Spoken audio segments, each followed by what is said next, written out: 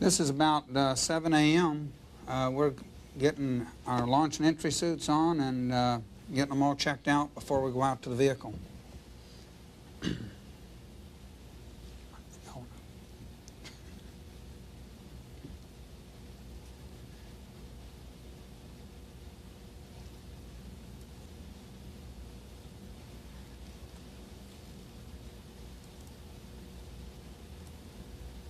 It's going out to the crew van, I think, if I could remember the time, about, I'd say 7:50 in the morning.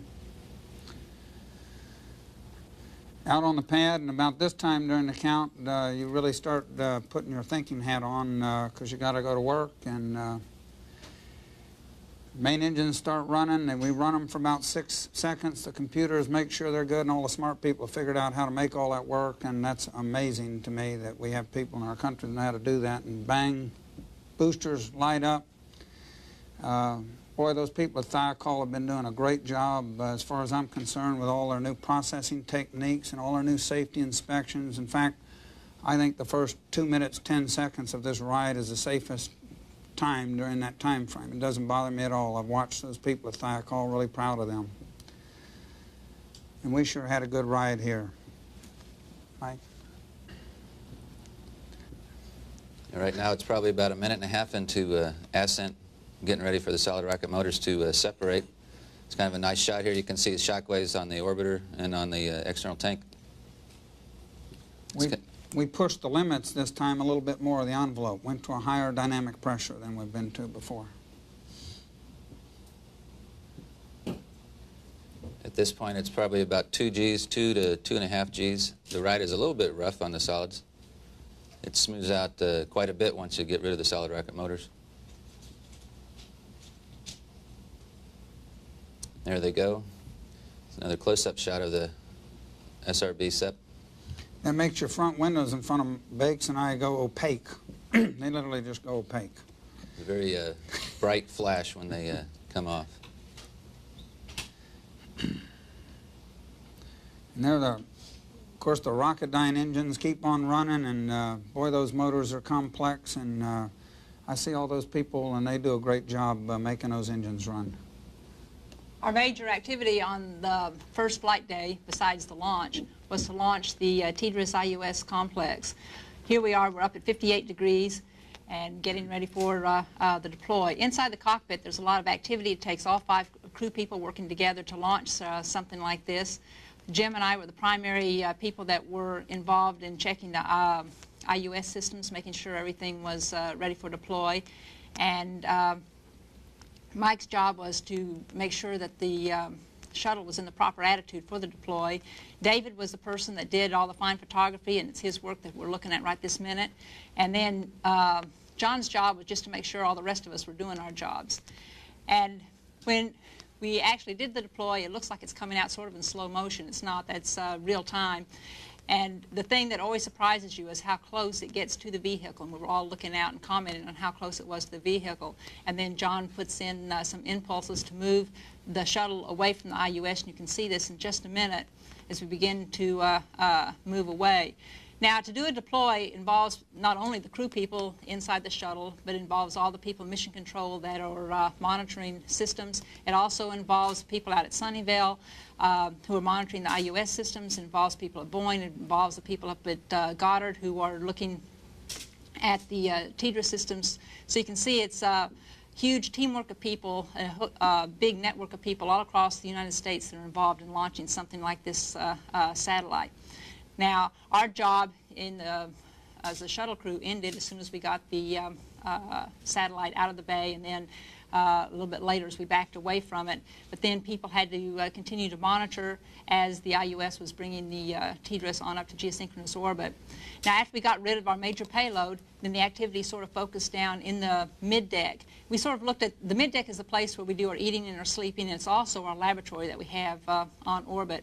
And here I am working with a biomedical manufacturing module, and this module has flown before, and it's going to fly several more times, and it has several syringes and then you can put in different samples. And the samples that we had, we were growing different types of cells and cell culture to see if they would manufacture different amounts of enzymes that would be of use in a later type of manufacturing process. And the mid-deck is a very, very valuable asset that we as a country have to do all these types of experiments.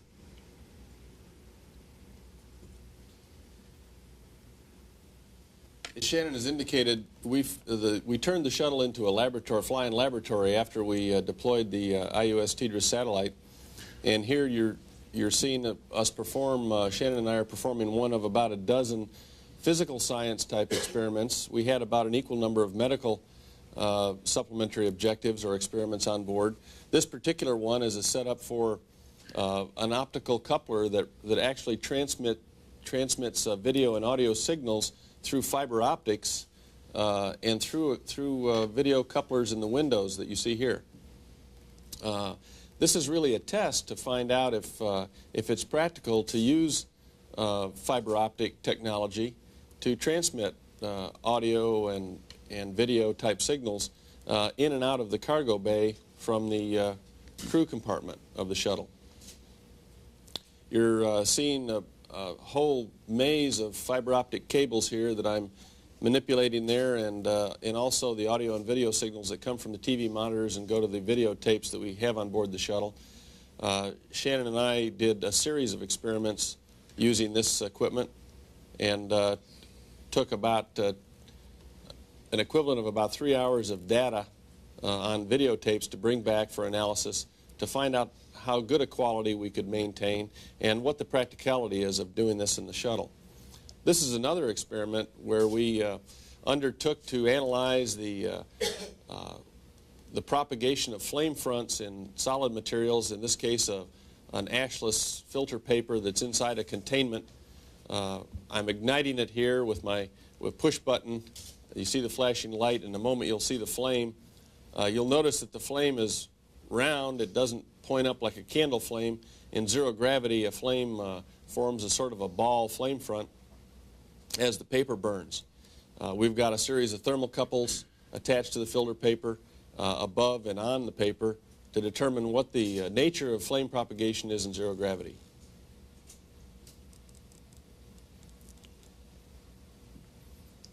Okay, this is a view of the payload bay, and on the right side you can see Cher. Cher was the space station heat pipe advanced radiator element. It's a mouthful, but we took that up. It consists of two heat pipes, which you can see here, that we tested for use on space station. These would reject heat on space station. You could use many of these elements in a row, basically, and the advantages are there's no moving parts, no pumps involved.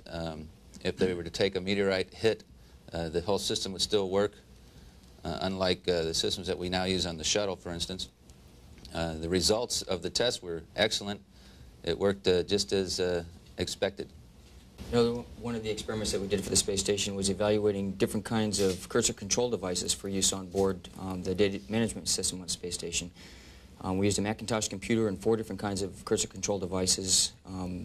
Jim Adamson, Shannon, Lucid, and myself evaluated those throughout the mission. One of the privileges that we had on this mission was to fly some new software and some new computers. The first time that the combination had ever flown together on the space shuttle. We've upgraded both systems, and among the software changes that we've made is a new digital autopilot for flying on orbit called an alternate digital autopilot. And in this particular scene, I'm working with John to do a series of 22 flight tests on the digital autopilot to find out what kind of responses it provides for the vehicle. This is just a little view up on the flight deck that I put in just to show you 3 really great people working on orbit. This is in between while I had different clocks running on different things they're doing. I catch them like this every now and then, so I thought I'd capture this once on film. But it's really a neat thing to see all these human beings working in space so well with the ground, trying to get everything accomplished. And I just think a lot of that and think a lot of that capability that we have in the country. This is another demonstration of some physical principles in zero gravity. You can see a pair of long-nose pliers there that are very stable in that mode. When you open them up a little bit, you can see that they've got two stable modes. You can see them flipping back and forth between those two. I saw David do this once, so I told him I had to get that on film. This is Jim working on the aft flight deck for SSBUV, the Space Shuttle Solar Backscatter UV experiment, or data collector, actually. It took both of us essentially to work this secondary payload that's in a gas can out in the payload bay. I would maneuver the orbiter to either a Earth viewing attitude or a solar viewing attitude, and Jim would operate the APC to open and close the lid and start different modes of the SSBUV. The experiment was housed in what we call a gas can, which stands for Getaway Special, and you can see the mechanical lid that we actually activated from inside the crew compartment using a little computer and entering inputs. Very fascinating experiment, not designed to measure the ozone layer, but actually to calibrate other satellites and instruments that do measure the ozone layer. What we would do is actually measure the backscatter ultraviolet rays directly emitted from the sun and also then backscattered off the Earth. So we would actually look at the sun with the experiment and then turn around and look at the Earth. This was the Battelle Materials for Commercial Development of Space investigation of polymer membrane processing. The bottom line is, in microgravity, they can get some idea of the physical and characteristics of materials, and as a result, develop improved membranes here on the planet to be used for to help better filters for liquids and solids.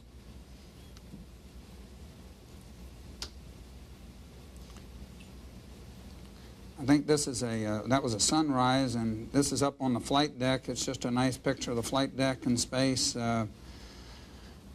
Me looking at the flight plan there, and it was something I did a lot, and so somebody took this picture of me once. Yeah, we thought we needed a picture of John being the commander, keeping track of all of us doing our thing and making sure we stayed on the timeline. He's a great man to work for. This is down in the mid-deck. Again, you'd see this a lot, different people trying to get different types of work done all in parallel, and so it's just a busy place on the mid-deck. Shannon in the medical kit here, I asked her to get me some sleeping pills, and while she was getting them, I thought I'd take a picture of her getting them for me. You can ask her about several of the experiments the medical experiments that we did had to do with assessing the cardiovascular systems. This particular one was called blood pressure variability, in which we donned an automatic blood pressure cuff and a Holter monitor. You can see we were wired for sound right there, and for 24 hours, 3 different times during the flight, we had our heart rates and our blood pressures taken constantly. Bakes, John, and I all did that. In fact, we had to do that pre-flight 2 or 3 times, and we've also done that post-flight 2 or 3 times. John's giving us sign language there to say that it's measuring his heart rate there.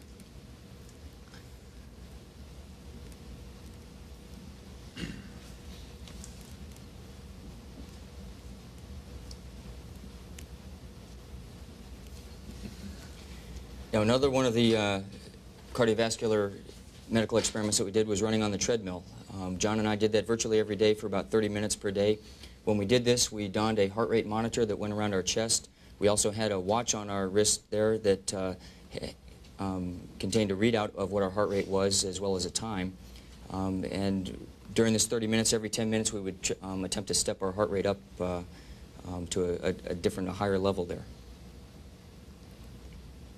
Again, John and I both did that on orbit. Jim was a control subject. He did it on the ground, and so we've got some good data of all 3 of us pre and post-flight. You're going to see David enter the scene here. While I was running down there, I looked around once and saw this, and I thought that was quite amazing. He was trying to beat me running around the world, I think. This was our hamster experiment. It's much easier to run on that without these straps. Probably the biggest medical experiment that we had was called lower body negative pressure. And in this experiment, Bakes and I would slide inside that can there, if you will, which had a waist seal that would come up and seal around our waist, and we could lower the pressure inside that bag to about minus 50 millimeters of mercury, which is equivalent stress on your heart of standing up in 1G. Again, this took place during 4 separate days on orbit, and as you can see here with the lower body negative pressure device there, it took 3 people. It took up virtually the entire middeck whenever we did this. You can see Shannon Lucid was taking some ultrasonic images of our hearts while we were in that. She's got an American flight echocardiograph machine that is actually recording that data there. You've got the subject in the bag, and then you've got another person that is operating the controls down on the lower end there and entering the data, the heart rate and blood pressure data on board a Macintosh computer. And again, this took up the major portion of our days for 4 separate days while we were on orbit.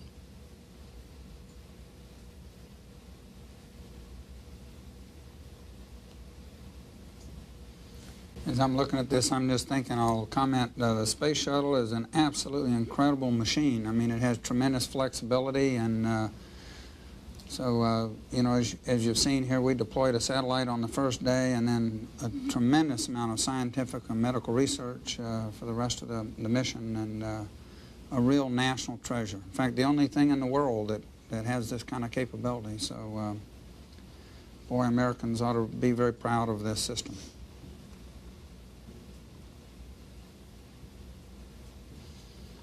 I might add also that I flew this on STS 32, and they've made some great improvements both in the comfort of the device as well as the hardware itself. It's more automated and easier to use now.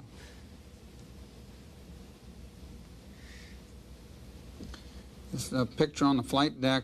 In between experiments, you'd catch different people with different cameras here. Bakes has a telephoto Hasselblad lens camera, and Jim had an IR filter on. Different people trying to take different pictures for oceanographers, meteorologists, and geologists all around the world. There are different requirements. This is a beautiful scene of our planet. It's just a big blue-white ball, basically. Blue planet's a good description from the IMAX movie. This is a little sequence where I caught Mike taking some pictures out of the pilot's window.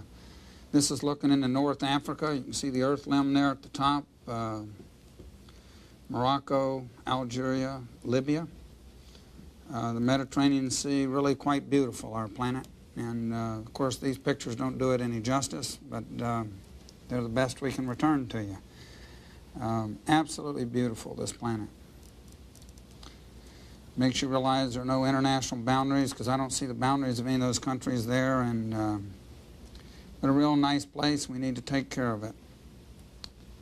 There's the Sinai, Red Sea, down into the Nile River Delta there. Really beautiful coming out of Cairo. Headed down south towards the Aswan Dam. Lake Nasser is coming to the scene here in a second.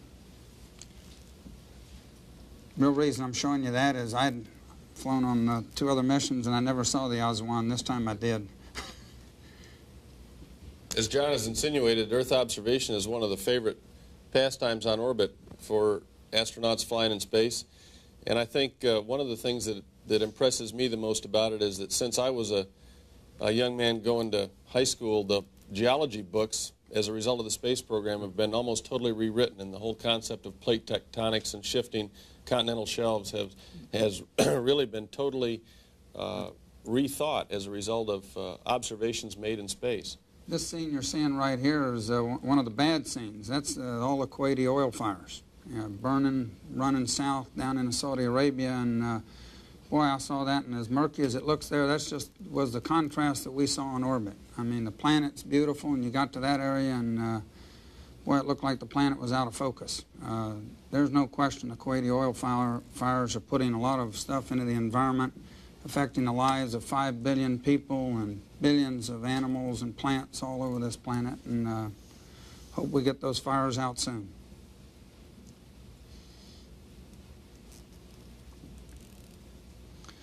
You're not seeing this real good, but you're looking into the velocity vector. People always say, what does it look like on orbit, as if you're on a space vehicle. Well, you're looking right down the velocity vector here, approaching the northwest portion of Australia.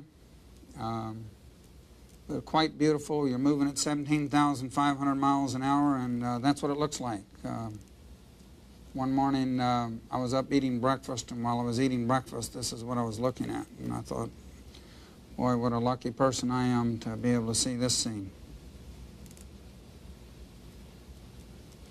Really a very beautiful planet, except when you see a scene like we saw there in Kuwait.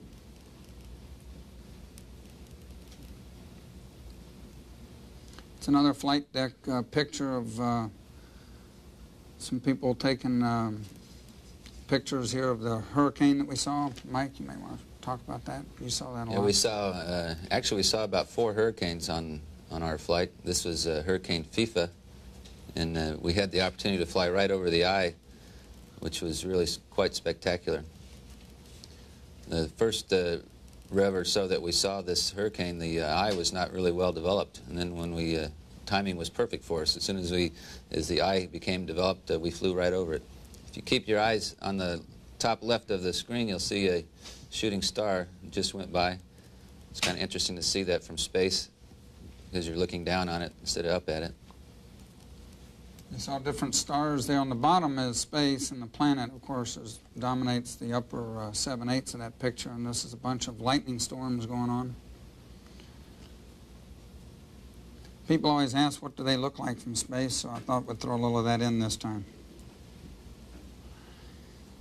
And I think this is a sunrise here, and we're getting ready for entry day. And you're going to see the payload bay doors coming closed. I think David came up with the camcorder and got a pretty good sequence of Jim and Shannon putting that in progress. On the left side there, the payload bay door is starting to close. Every time I see all this, I wonder how does it work? So much complexity, and I think it's really incredible.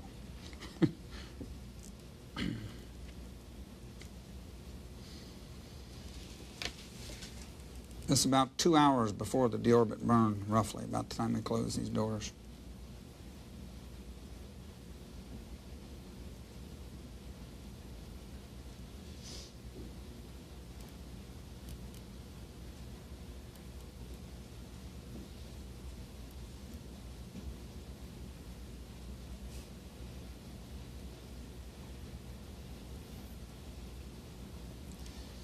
This is the entry time frame, and we're about 250,000 feet here, and out the front windows you can really see the glow come up with the fire.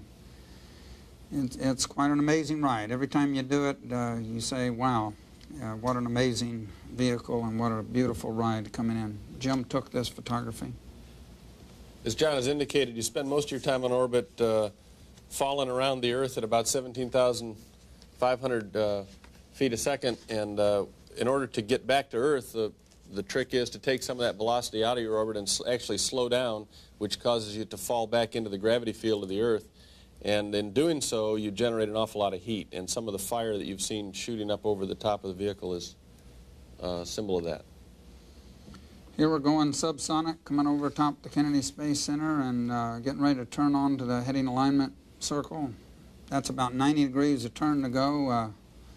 When I looked out the far left window, it was clear blue down there, and by the time I got to the front window, I thought I was going into the LA smog.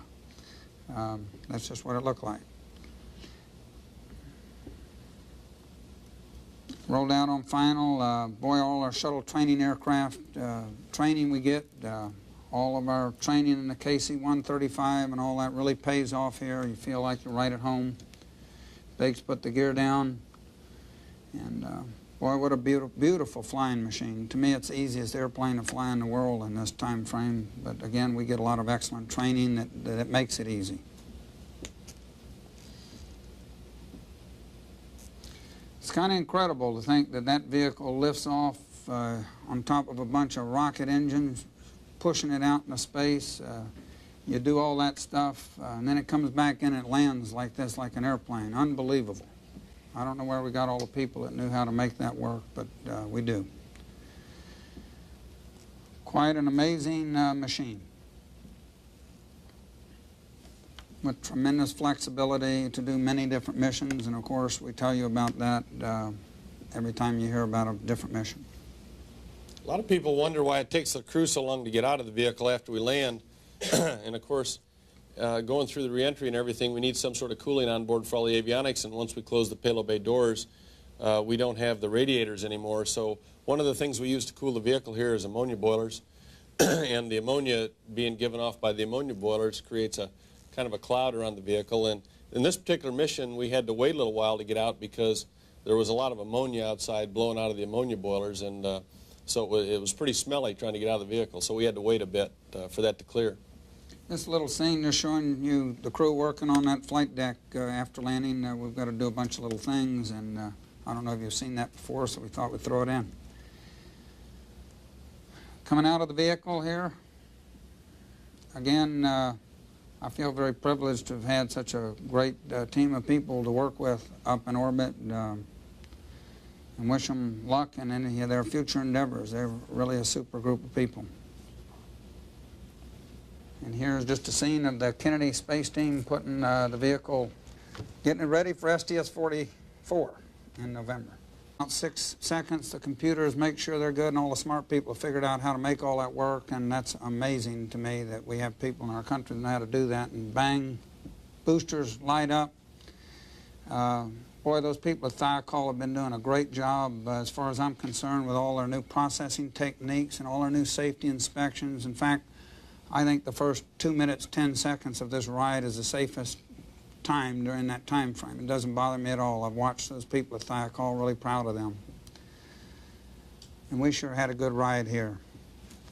Mike? Right now it's probably about a minute and a half into ascent, getting ready for the solid rocket motors to separate. It's kind of a nice shot here. You can see the shock waves on the orbiter and on the external tank. We pushed the limits this time a little bit more of the envelope, went to a higher dynamic pressure than we've been to before. At this point it's probably about 2 Gs, 2 to 2.5 Gs. The ride is a little bit rough on the solids. It smooths out quite a bit once you get rid of the solid rocket motors. There they go. It's another close-up shot of the SRB SEP.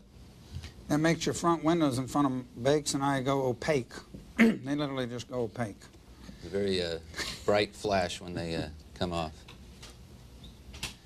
And they're of course, the Rocketdyne engines keep on running, and boy, those motors are complex, and I see... It looks like it's coming out sort of in slow motion. It's not. That's real time.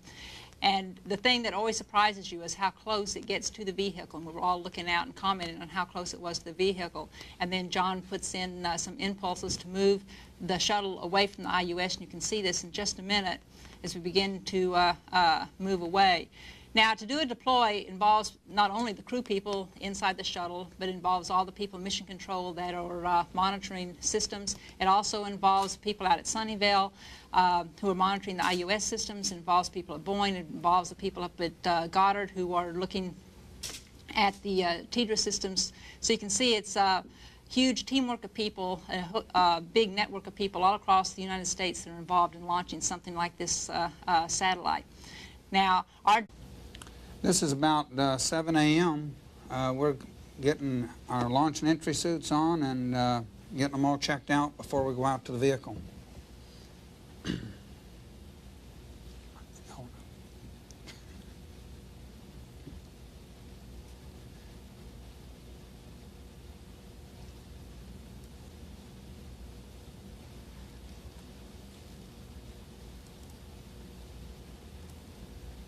It's going out to the crew van. I think if I could remember the time, about, I'd say 7:50 in the morning.